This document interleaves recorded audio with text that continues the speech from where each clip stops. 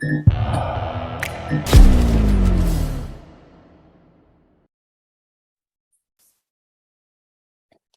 welcome to Sunday Funday. Today, my guest is Maggie Hyde. Maggie, welcome to Sunday Funday with Marcela Alonso. How are you doing today? Right. And thank you so much for being on my show, Maggie. Please introduce yourself and let my listeners know how you got into stand-up comedy. Hey Marcella, I'm Maggie. Hey everybody, I'm Maggie Hyde. I'm a stand-up comedian based in Santa Monica, California, which is by the LA by the beach. I started doing stand-up kind of by accident, actually, Marcella. I about 5 years ago, I talk about in my stand-up that um one of the jokes I usually start with is that I do surprisingly well on dating apps. And I think it's because my profile says that I don't want kids. And then they find out it's because I have four. Yeah, I do have four children. And my oldest son, In Santa Monica, California, that's expensive right there. and most of them are grown now. I mean, I have kids, you can believe it, 29 to 12. Oh, So okay. I have been a mom for a very long time. But my oldest son had decided he was in New York. He was going to NYU studying business, but he'd also done improv and he wanted to do stand up. And I found a class for him and with this teacher who happened to be here in Venice, Jerry Katzman. But instead of doing stand up, my son went to Japan and did a business internship. And now he has a very good career and makes a lot of money. So he probably made the right choice. But I had that class on my desktop and I kept looking at it. I was like, I'm funny. I think I'm funny. And I auditioned for the class and I got in. And then I was kind of like, oh no, I got in, and I hadn't performed in years. I'd always been sort of behind the scenes creative person. I've produced Academy Award nominated documentaries. I've written like 16 children's books. And it's kind of funny that I ended up in stand-up now because, my family really hates it. I often say that the only thing that would be worse for my kids is if I did porn. And then I'm like, well, maybe then I could pay for their therapy, but like, I'm just joking. But no, I mean, they really hate it. And I'm like, well, like, what would I do now after doing stand-up if I went back to writing children's books? I mean, what would the books be like? See spot fuck? I have no idea, So it's kind of, so it happened by accident. And then I just loved it. And nobody could believe I was doing it. I think my friends first started coming to shows because they actually weren't sure I was funny. And now they keep coming because now with my producing partner, Amanda Michelle, I mean, I think we were counting, I think in the last 3 years, we produced somewhere between 50 and 100 shows, Maggie's mashups all over the country, where we bring together a diverse group of comedians, headliners and up and comers. And it's just a mashup of different voices. Yeah. Oh, no. And so you started Maggie's mashup right after you got into producing that, or I did my first mashup, and it was here in Santa Monica that was sold out, the Sunday before the first COVID lockdown. Oh, wow. Yeah. And then, I loved doing stand-up so much. I did tons of Zoom comedy, which was horrible. And I wrote a ton and worked on my sort of performance skills, recorded a lot of different skits and content, and just and produced whatever I could during the pandemic. I was able to produce a live stream show for charity benefiting the National Civil Rights Museum, where we had comedians and Kid Leroy was at our performance, and Bryce Vine and a bunch of comedians, and that was really fun.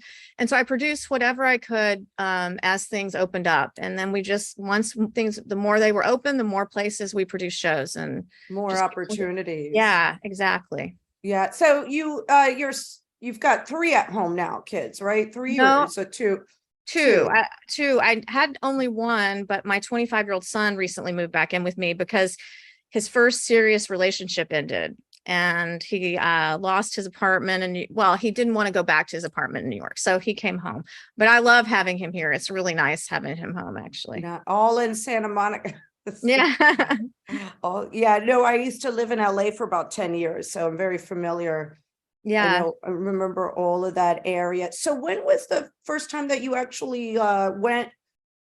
Well, you said you did stand up right before the COVID, and that was about because California, how long were you guys locked up? I think you were like closed down, locked up, closed down. So, I mean, you know, it seemed like forever. For It seemed like forever.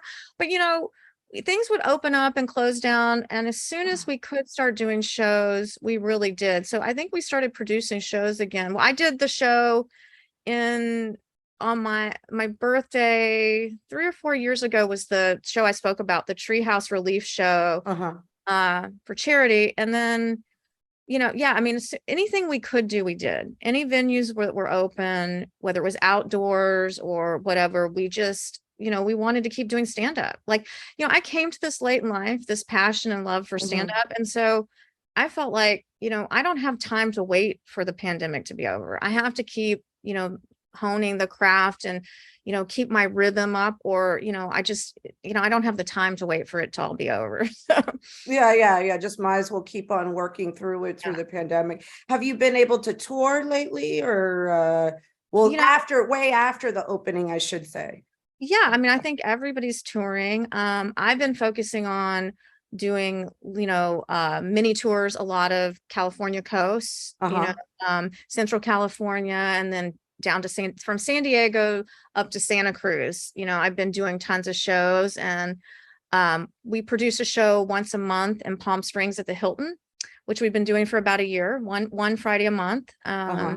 We have one coming up this coming Friday, February 10th, at the Hilton in Palm Springs. And those shows have been really fun, and we built quite a local following, and it's like mostly LA comics with some Palm Springs area comics, and it's super fun. So I've been doing that, and I think we're going to try to do some shows in Austin in the spring, and we're just whatever opportunities come along, we keep developing it.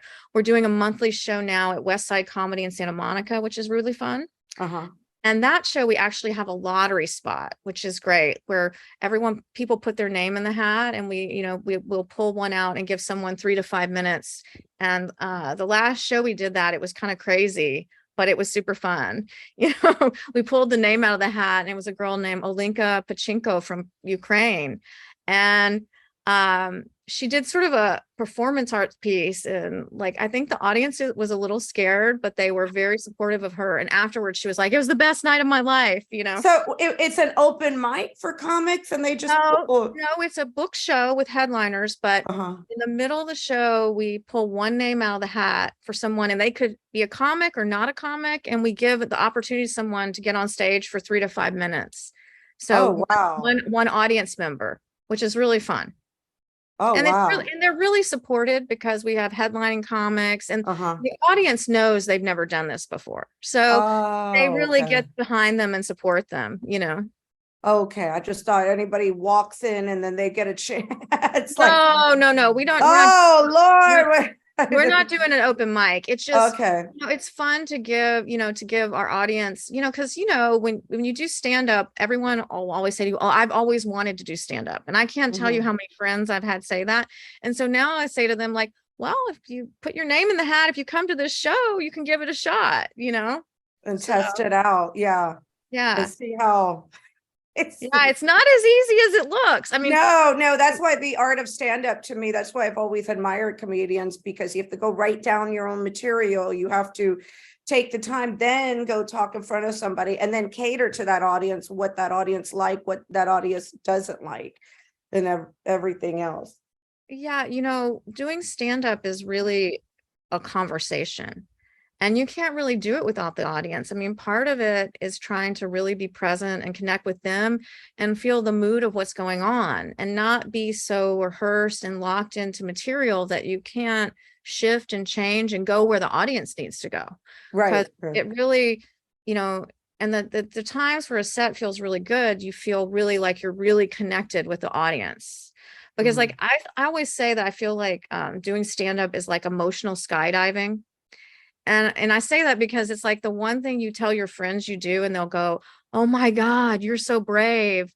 but when they really mean you're so crazy, because you're taking a huge risk, personal risk, when you're really authentic and, you have a lot to say. It's not, I don't think you can do stand up without offending somebody. Yeah, especially now with we have all that cancel culture and everything else. So Yeah, do you talk about your kids a lot in your act too? I The do. I do talk about my kids, and I talk about marriage and divorce and dating. Yeah, I'm gonna talk about what's authentic to me. Right. When I swear when I lived in Los Angeles, I felt like I was the only parent there sometimes.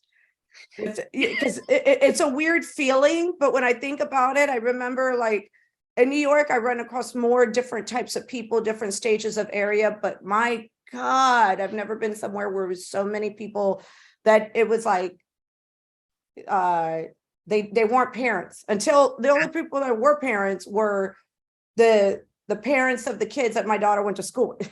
Yeah. Like everybody else was like far from being a parent, never thought about it, was having this fantasy of becoming an actress that like it was weird. All sorts of Yeah, I feel like, yeah, I mean, LA is really youth focused. yes. But actually, I think that's one of the things that it's great that stand up is what I came to at this point in my life, because I don't think it really matters. And I actually think as a woman, it's really helpful being older doing stand up. Like, Yeah, I don't think there's this youth pressure on stand up. I mean, because it really has to do with what you have to say and are you funny and can you connect with the audience?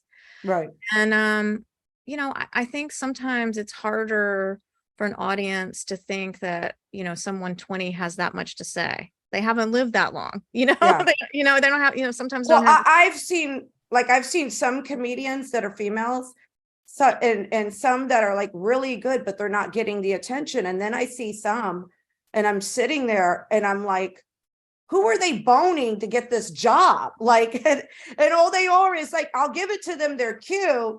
Maybe they need to go to a strip club, but and work there, but I'm like, they're not funny. And I've seen that Yeah. a lot where I've seen like some females, certain females, and I'm like, oh my gosh, they're really, really good. They're funny. How come they're not getting attention? And then I Yeah. see one and I'm like, and I'm always right too. I can always sniff the slut, you should say. Out of it, I could say she's boning somebody because she's not, man, she's not even funny. Like, why is she? And then I'm like, they were like, how did you know? And I'm Well, like, yeah, like they're like, I you could know, tell, so but yeah, but you know what? It's like everything in life is about relationships, right? I mean, I think that, part of like just in stand up, like anything else, is the relationships you build with people, yeah, and I, they're really building I'm not, some relationships. I'm not They're building those, really I'm not building the relationships on my back, right. I really try to be supportive of other comedians. Yeah. And, No, but I've noticed that yeah, personally when I've seen where some females comics are really, really good and they're not getting this attention. And then I'll see a younger one that I'm like, what are they even, what? I can't relate to. sometimes, And though, what I've found is that some of the comedians, a lot of the comedians I work with may be very talented, but some comedians don't really promote themselves. And I think that younger people, that's more natural for them. So that might be part of it too. no, this one, they were boning somebody. Oh, okay. Well, This person, I was right. They were boning somebody. yeah, I mean, as women, we usually have a sixth sense for those things, don't we? Right. Right? No, You this know? one, I could, like I said, I got the slut Yeah. sniffer out of me. Yeah, like I could Yeah. spot I it because mean, I know. but what I would say to I'm that, supportive, but I'm yeah. supportive of all women, whatever they've got to do. But I've seen more females that need what's the proper word? That more female comedians that do really, really good that don't get enough attention. Uh, Well, I mean, I think that's true in yeah, general. I mean, I yeah, think that there's still sort of, a male bias, yeah, like that, and there's still a lot of people who will say women aren't funny. And it seems shocking now, but there is sort of that old school comedy sort of thing, kind of bro thing, yeah. Well, and And, I noticed and also, I think I talked with Kat about this, is guys seem to have like this fan base of girls like knocking in the door and banging, trying to see them. But for the female comics, they don't get that they don't get like the fans chasing them down, like, or I don't know, do you have you noticed that? Like the male yeah, comics get more of the female fan. yeah. Maybe so. I mean, maybe some male comics use their Instagram for their DM for dating instead of Tinder. I don't know. They might be Yeah. doing that. That might be it. And for us, maybe it's a little scarier. Someone DMs you, a dick pic, Well, no, instead I of don't think it, fans, I don't but think I it's don't know. the DM. It's more of them like chasing them down or like going to I've never personally seen that with any of Oh, the okay. comics I know. I mean, maybe Kat knows somebody. I don't know. I have not seen. I think all the male comics I know would wish that would happen. I wish that would happen. They would be thrilled because They're touring every city and girls are banging on that hotel door. I mean, maybe Chris Rock or somebody. None of the Yeah. comedians, even the ones I know who have TV, big TV credit, I've never seen that. I mean, maybe it happens and I'm just oblivious, but I have been in a lot of green rooms and I haven't seen a lot of that. But Oh, okay. Kat's done a lot of movies and a lot of acting work. So Oh, okay. Maybe maybe she's she seen. sees more of that than I do, or maybe she pays more attention to it. I When did work one time with David Spade, and I remember this was the time I met Norm Macdonald, and I was lucky I got a picture of him. And I Mhm. remember it was a movie I was working as an extra, and like 3 or 4 girls were all gonna like dying to go hang out with him, and I could care less about him because I love Norm Macdonald. So and Yeah. then luckily I was grabbed, but I know David Spade. I've seen him with a couple like Well, I'm sure when you get to be like that kind of A-list yeah comedian, you have tons of people following you around. But yeah. for the majority of us working our way there, I have not seen a lot of. I have not. I wish we're all. No men knocking on the door like Oh, well, you know what? I do really like young guys. And uh-huh. I will say, yeah, I have had some young guys who saw me as their perfect, MILF occasionally. I mean, that has happened occasionally. Yeah. Um, because I do talk about in my comedy about liking to date young guys, Oh, okay. they're a lot, for me, they're more fun. I mean, I, but it's like there is an expiration date. I always say, because they're bound to say something insensitive, do something stupid, get grounded, kind of deal. But Yeah. And just kick them out the door and they gotta go. yeah, but I Yeah. remember I was talking about at one show about dating young guys, and an older female comedian came up to me and was like, "So, how many Xboxes have you bought this year?" And I just about died laughing. She was like, "Yeah, date young guys, you're going to be buying them Xboxes." I was like, "Okay, well, I haven't gotten there yet, but Xbox. yeah, yeah, I Oh haven't gotten my. to that yet." No, we just use and abuse the young ones and go flick, flick. That's Well, what we need. I feel like they're a lot of fun. And, I mean, I have 4 children. I've been married twice. Mhm. And obviously, I always say I've been married twice. It turns out you can actually get worse at something. So I never say never, but I don't see a third marriage in my future because I feel like, like guys my age want to date 24-year-olds, and and I don't want to date someone, my dad's age. So, Right. and younger guys are more fun. Like I don't, I like to, I'm out doing comedy and all Mhm. this kind of stuff. So it kind of works out. Yeah. Yeah. No, I hear you. No, the What younger about guy. you? What about you? Are you dating or? No, no, but I always joke around about using young boys like that. Yeah.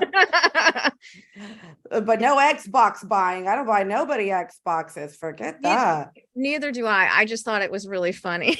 I just thought Oh she was my really funny. gosh. She said she was like, I bought three Xboxes last year. I'm like, oh my goodness. So what are the clubs that you work over in LA? What are your favorite clubs to work at or Well, where you're currently working? I'm producing a show right now at West Side Comedy in Santa Monica, which is, I think, the oldest comedy club on the west side of Los Angeles. Mhm. It's right behind the Third Street Promenade. It's a great club. I've been producing shows and doing shows at Flappers for a lot of years, and usually do some shows there. Of course, I love everyone loves the Comedy Store and all these places, but I've done shows at a lot of places around town. But you know, I really, wherever I'm performing, I haven't met a venue I didn't like, except for maybe a bar where all the guys were watching football. Or actually, I did a friend's bar show before the holidays, and everyone was playing pool. And I was the first comic up, and it was so loud and no one would listen. And I finally was like, I know what I'm gonna do. I said dick and blowjob over and over again, and then all the guys went quiet. And then I did all my dick jokes in a row, and it worked for a while. I got them to stop playing pool for about 10 minutes. Oh, wow. Yeah. So you have to be able to handle anything if you're doing Yeah. stand-up. I like any venue that there's an audience that wants to be there. Any Yeah. venue where someone's paying to be there, they're there to laugh. That's true. You That's know? true. So, Yeah. but we Yeah. all do a lot of practice, and we do our friend shows and we do bar shows because we want to keep having that conversation going on. To develop our stand-up, we really have to have the feedback of an audience. Like, because really quickly if a joke works or not. You can't force a person to laugh, Yeah. So you've always lived in California? No, actually, I'm from Memphis, Tennessee originally. Oh, wow. When did you come to LA? I actually been out here though since I went to boarding school in California when I was a teenager. So I have been in California a very long time. Oh, But I am wow. from Memphis. My family, my parents are in Memphis and in Nashville and Tennessee still. Oh, But I raised my wow. children here. Yeah. Oh, you raised your children through COVID and Yeah, I raised all my kids born and raised here in Santa Monica. Yeah.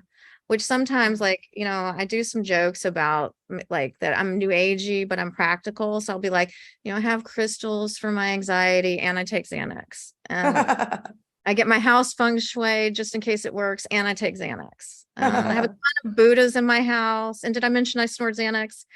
And then I'd be like, I think maybe I've gotten a little too new agey. It's gone too far, because the other day I walked into my 12-year-old daughter's room as she was leading her American Girl dolls in a pretend ayahuasca ceremony.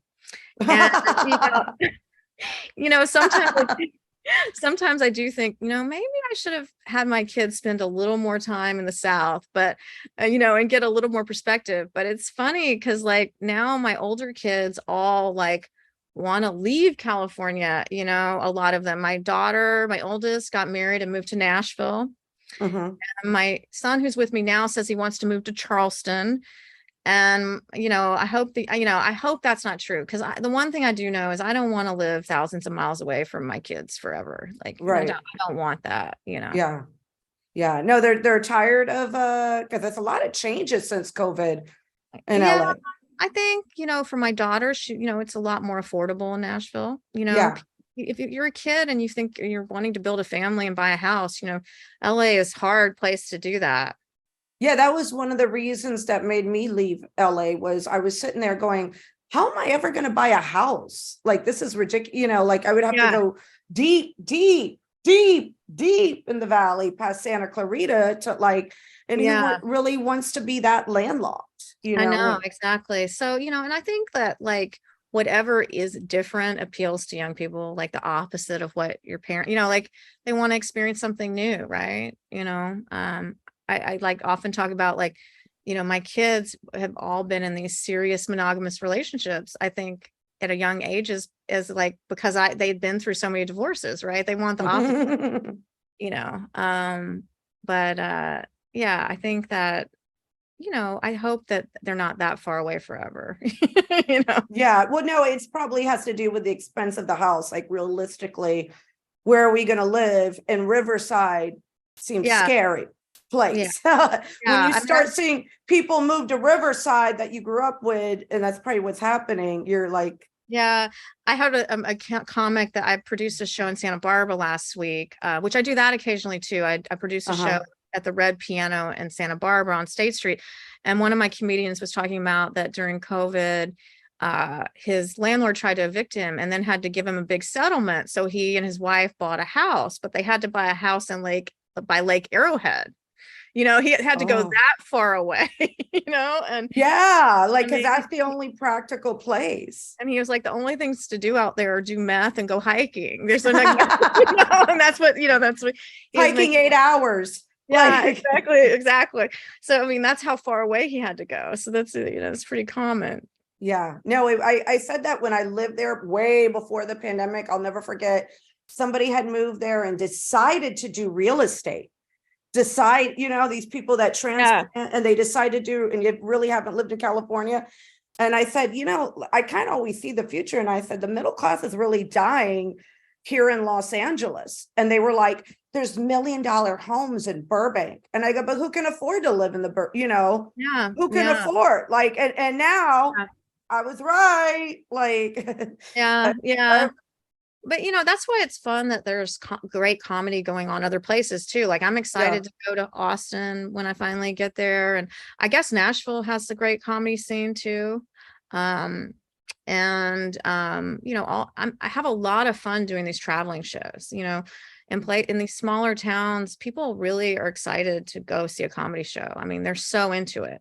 Oh, yeah, yeah, That yeah. is really fun. It's really fun to get out of the big city and go where these people are so excited to be at a stand-up show. Oh, wow. Yeah, I Yeah. heard Austin's getting pretty big because I've interviewed a couple comedians over there. They're Yeah. getting a lot of people.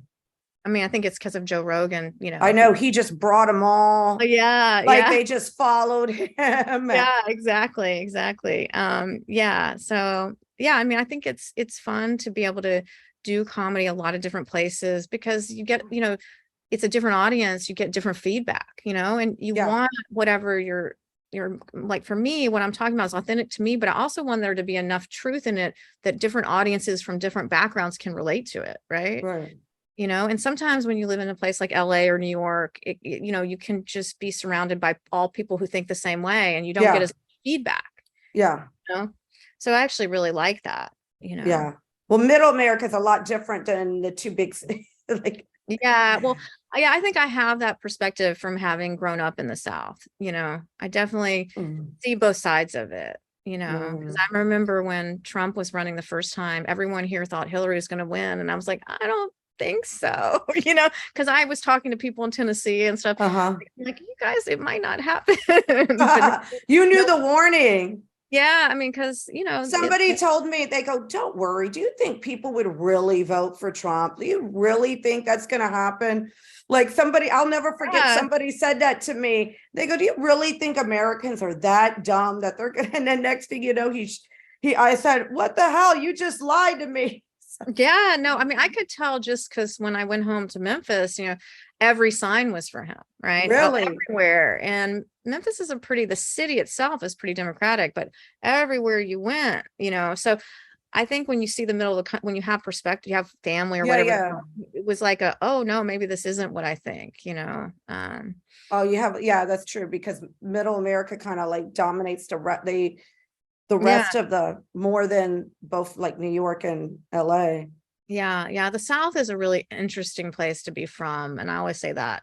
It's a great Memphis is a great place to be from in the past tense. Oh, okay. Yeah, I don't think I could ever move back. I like to visit, but it's, they've been going through a lot, with, what just happened in Memphis and everything. What happened? There was a police officers beat to death. Oh, yes. Yeah, I've but heard. Memphis, there's a lot that's gone on, and it's, I really feel for people there because the city is really tried to be more for the South, more progressive. It really has. And Mhm. yeah, but I think, COVID and everything, like every other city, made think tensions more high everywhere. Yeah. No, COVID changed a lot of things. Yeah, I think it was particularly hard on Memphis, like it was on everybody, but I think it was particularly. Yeah. Oh, I saw how COVID hit West Hollywood. That was the thing that was crazy Yeah. because I went through West Hollywood and that was the spot like I like to stay at. And there's a hotel I always like to say because I feel safe around the boys around there, right? Well, then Yeah. I get in the hotel, it's all straight boys. And I'm like, what's happening? What the hell's happening in West Hollywood now? Like, why is all these straight men in here? And then I went, there was a CVS, and then I saw like a queen over there, and I go, what's going on with all he goes, yes, they're everywhere. The straight men are I go, I came to stay here to feel safe. Like I'm always, because I love staying in West Hollywood, the Ramada right there. Yeah. That's my favorite place to stay. And then everything was all empty, and between the straight man and I was like, what is going on here? This is not. So how did you get into the loving comedy and Oh, supporting I've comedians? always loved comedians, and I always so my thing is I've always wanted to be a producer, like a Puerto Rican Johnny Carson, not a comic, but somebody that interviews people, Mhm. sort of like a Lauren Michaels, or somebody more behind the scenes. So I've always joined comedy. Plus, I've never enjoyed concerts, and I've never enjoyed music. So I was a stripper for many years. So So that after must have made that very difficult, not enjoying music, stripping. well, I'll tell you why I didn't enjoy music. I started off in nude clubs, and some of the rock songs back in the day, and some of the I think it's NXS or whatever, I have haunting memories of roast beef. So Oh my I goodness. that is why I've always enjoyed. So nights that I would have off work, I would always enjoy going to different comedies, and it just always makes me, through the years, you got to think how old Saturday Night Live is. Luckily I'm not as old as that show, but that was my favorite show. That's always been there for me year Right. after year after year, no matter what it is. So I've always enjoyed comedy. I do not want to do stand-up comedy. I at all. I don't want to do it, but I do have a SAG card. So if anybody's a comic writer and they need a Hispanic woman, I will play the following: a nurse, a teacher, a parent, even a housekeeper, as they always put me in. And even if I played a tamale lady on Office. So Oh my um, goodness. yeah, so I am in the entertainment business, but I've always enjoyed stand-up comedians. And so with this show, my goal is to showcase different comedians, and I've so far showcased a lot of New York comics and have different people Was there on. one comedian that sort of got you hooked, or you just liked comedy shows in general? So this past show, there was actually, there's one comedian that I saw that I recently got, Sarah Contreras, and I just interviewed her. And Okay. so I was so happy too. That was a moment for me, because I remember watching her act when it came out, and I want to say the year 2007. And I was so happy. I found her on TikTok, and I was able to nab her and interview her. So that's something special, because I remember her act word for word, just like I remember now I forgot what's his name. God, I can't think of who it is I saw in 2020. I always talk about this too. Carlson, what's his name? God, my brain. I'll Um, remember it later. okay. Yeah. Well, so Um, is she a New York comedian? The one you she is a New York comedian. However, when I saw her, I was living on the West Coast. Oh, okay. All And I right. remember her, so I'm Puerto Rican and Cuban, and I remember, usually we see Mexican Hispanic people, when we're being represented, we're always being represented as being Mexican. So the fact that she was Puerto Rican, like my mother's side, my mother's family, it was very, very relatable. And I remember George Carlin's full act that I saw in 2020, and I remember her act. So it's Yeah. one of the things that core memory has stuck with me. So that was a very exciting thing for me. So Yeah. George Carlin is the first comedian I remember registering when I was a kid. mhm, Like I never went to see him, but I remember seeing parts of his act and mhm. um that like knowing what a comedian was. I think, yeah, George Yeah. Carlin was the first person Yeah, that I saw him in not 2020, 2000, when the millennium, I was there, right. I remember New Year's Eve, that was the concert I went to. So, right. wow, that must Yeah. have been super fun. I remember going, and I was like, it was just him, and it was good that I saw him, but I really appreciate when I go to, I really love it. Like, I enjoyed the time when I was in LA because I would go to the Comedy Store a whole lot. And I liked seeing different acts. I like seeing 15-minute acts of different people. Yeah. And then I love going with somebody, and then we talk notes about who was our favorite person or whatever. And then whoever the favorite person was, I go to Google, I start searching everything, or follow Yeah. them on IG, and try following, you know what I mean? Yeah. Then you would really like Maggie's Mashup, because that's Okay. exactly what we do. We have a big group of comedians that are doing, between 10 and 20 minutes, so you get to Hmm. see a lot of different voices and see who you really connect with, and Yeah. who you like. That's exactly what I try to do.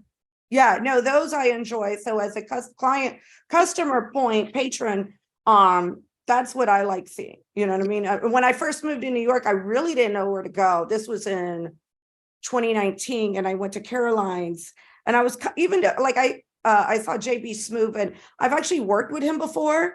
Mhm. So and it was good to see him and everything, but I was kind of like, damn, it's just him, because it's a headliners club. Yeah. So I don't really like, now my favorite place in New York is the Stand. Okay. Yeah, I love Okay. the Stand. Out of all, I've been to a couple other places, and the Stand is my favorite. Okay, good to know. I produced a show a couple of years ago at West Side Comedy in New York. But Okay. I haven't been back to New York in a little bit because I've been really focusing on this, over here. But yeah, I do love New York. And New York Yeah. comics are so lucky because, they can do multiple shows in one night because they can I actually get to them. We can't with traffic. I mean, trying to go to a show, you have a show in Santa Monica and then a show in Hollywood. Oh, that ain't happening. I might as well fly to New York, like it's like Right. crazy, so the traffic can be so bad. Oh, yeah. When I lived there, so I always stood in North Hollywood, and I would stay in my little pocket. And then my one good friend, he would live in West Hollywood. He wouldn't dare, the gays, they don't go south of La Brea. They don't go past, there's, how they stay Yeah. in their vicinity. Yeah, So I but would have to go visit him, because God forbid he goes to the valley, he might melt. But yeah, I think we're all that way. I mean, they talk about people from the West Side like me never crossing the 405. So, I mean, yeah. I think, that's a great thing for me that, comedy also did for me is, I had all these children, and when you're overwhelmed when you have kids, that I didn't leave my bubble very much over here in Santa Monica. But Mhm. once I started doing comedy, I was going all over the city and meeting all sorts of different people, and it really getting me seeing more of the city again and Yeah. traveling, which is really great because you've been a mom. I mean, when you have little kids, it's hard to think of going out at all, Or right? you So there's don't a even lot want to of, go out with them. yeah, I mean, you're just too tired. So it's really gotten me really exploring my own city more and traveling more, and like doing this show in Palm Springs. Like I've realized, like, after I had never been really to Palm Springs, and I was like, I really Mhm. love the desert. Like it's Do really you grown on stay me. the night when you go there, or how does? Yeah, we do. I do. I mean, I have a little place I love to stay. That's a hot springs place. The Desert Hot Springs has hot springs, and it's Mhm. kind of, I've stayed at this place, the Azure Palm is a little hidden gem. And then sometimes the Hilton will have a room for us, but we usually give it to our headliner if there's a room. Oh, okay. But it's the desert during, this time of year is just, this is the prime time. So everything is really, there's tons of people in going to the desert this time of year. Yeah, and it's not as hot as it during the summer. No, it's not hot at all. I mean, we've actually been having really, I know this is going to be funny saying this to a person in New York, but we've been having the coldest, wettest winter I remember ever, maybe since 1995. What? How So, cold has it been? well, half the time I look, it's the same temperature as in New York. I mean, you guys have had some warm days. So, I mean, like Yeah, today, we've had some days in the the past 2 days, it was as low as 4 to 24. That's extremely cold. that's very extremely cold. But Yeah, we've been in the 40s and 50s, that is New York. Yeah. which is really cold for us. And we've had Yeah. so much rain. Like I actually Christmas, right after Christmas for weeks, I thought I was going to need an ark. I thought we were going to all float away. I mean, it was crazy because, LA does not function in the rain. I Right. mean, Oh, no, people don't know what to do when it rains in LA. No, they can't drive and the roads flood and then there's mudsides places and all And sorts. they're freaking out. People are Yeah, freaking. God. but it was a lot. Like it was so much rain for us. Like I love Groundhog's Day, and the show I did last week was on Groundhog's Day, and Hmm. Groundhog actually saw his shadow, sadly, which means Hmm. there's supposedly 6 more weeks of winter. To put that in perspective, he's only right 40% of the time, but that's more than most weathermen. So, like, I'm ready for some, warmer California weather, Like because 60s, at least 60s or 70s. yeah, I mean, I don't like hot weather anymore, like super hot, Hmm. but this is awfully cold and for us. And Yeah. Because yeah, we have had some warmer days here. And yeah, then yeah, like so for 50s for you guys, yeah. that wouldn't It's be fun. yeah, it's been quite cold. And like I said, the rain people can't handle, you know. Yeah. So what are you big plans that you have, ultimate goals with comedy? Do you want to get into acting or I would really like to tour with an amazing comedian, and be able to do that, mhm, half the year or something, or part of the year. That's what I would mean that because I really want to do stand up. I mean, mhm, I guess if someone offered me an acting job and it was interesting, I would do it, but that's not my end goal. I'm not trying to become a comedy writer in a writing mhm. room or create a sitcom or, but Right. I really love stand up. I want to do stand up. I mean, that's what I Oh, cool. And you want to be able to tour? yeah, with somebody that I really respect. Oh, okay, I got you. Like open Yeah, up for somebody. yeah. I mean, somebody, and it does like I like lots of different voices. So I could be someone I'm completely different than. I don't care. I just want to be able to be on tour with someone amazing and go to a lot of different cities and just I want to do stand up. I mean, I consider it a privilege every time I walk onto a stage and there's an audience there. I mean, Oh, wow. I don't take it for granted. I So think it's the greatest what thing does I've ever. each one of these kids say? Oh my goodness. Well, I have this joke I do, which I kind of am most well known for, Mhm, where I'm like, I love being a mom. And I know four is a lot, but you know what they say about having kids? It's a lot like making pancakes. First one's kind of fucked up. Probably, yeah, probably should have thrown it away. uh-huh. But I think having kids is a lot more like eating pancakes. You always regret your fourth one. So I often say afterwards to the audience, which is true, none of my pancakes like that joke. And I will say that none of my kids like that joke. And especially my first pancake. And this is actually true. My oldest daughter disinvited me from her wedding because of that joke. And Really? it's one of the things that's made me the saddest because that joke is not about her. It's about the whole, like, I'm a first pancake too. Like, Right. no, Well, like, no, it's a lot of and work to have kids. It's a lot of yeah. work. It's a whole And, bunch of and so, and I adore her and and I love all my kids. So but jokes are jokes. Jokes are right. not, there's truth in them, but there's Yeah. not it's not like I'm saying I wish I had thrown my kids away. I would never, I love all my kids. Yeah. But yeah, my kids don't love that I do stand up, Well, uh, anything that we do, parents do, like they just don't well, really support till. except for my older son who's living with me. He's the only one who is, well, very supportive, and he comes to my shows, and you know Oh, people love it when he's there. And now that's the one that lived in Japan. yeah, and lived in New York. He went to NYU. So Oh, he has a good he education. yeah, and he has a good job now, and he's a sweetheart, and he's also funny. Like, he and I used to riff off each other a lot. Hmm. I think he's the reason I realized that I was funny, because my family is very Southern and very serious and very conservative and private and waspy and all that stuff. And so for me, like, I was funny in private, Hmm. at my own dinner table, but not even in front of my family. I was Right. raised so conservative. I mean, I remember, like, I couldn't even say the word. Can I say these words on your show? Like, Yeah. can I say bad words? Can I say, What? can Yeah. I say, Yeah. can I say some bad words? Or Yeah. I couldn't even say the word cunt or pussy till I was over 30. I just had some mental Oh, block because I was raised so conservatively. So wow. when I found, stand up in my 40s, I was like, I finally had like my full voice. And that was like very powerful for me to be authentic with myself and be able to have just a full voice, I but that's see. hard for people around you when you change. I mean, Yeah. anytime you change and people see you a certain way, I think it's difficult for them. Yeah, that's true. That's You know, true. I mean, but my son's such a good sport in the shows, and I'll tell jokes that are embarrassing to him. Like I tell Uh-huh. this joke about how sometimes in order to protect your kids, you have to embarrass them. So that when my sons were at that age that I knew they were watching porn, which is, in Uh-huh. case you're wondering, when they suddenly love showers and there's no Kleenex in your house. At that Mhm. age, I made each of them go to Rite Aid and buy condoms with me.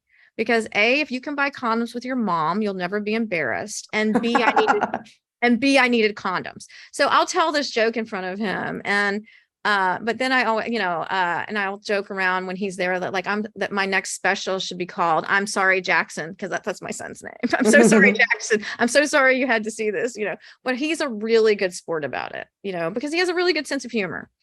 Um, And so then and then you have the two little ones at home.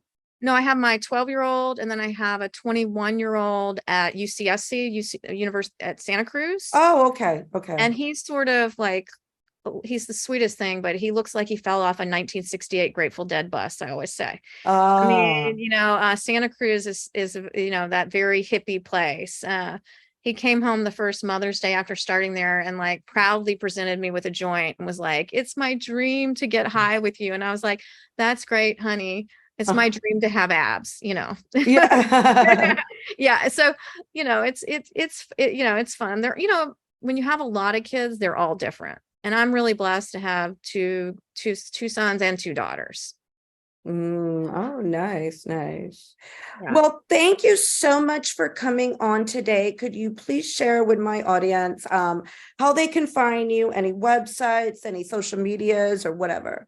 I am on all socials at that THAT Maggie Hyde, which is up on my backdrop here, where we have listings of all the shows. I'm also on YouTube there as well. So you can, and we're doing Maggie's mashups all over the country.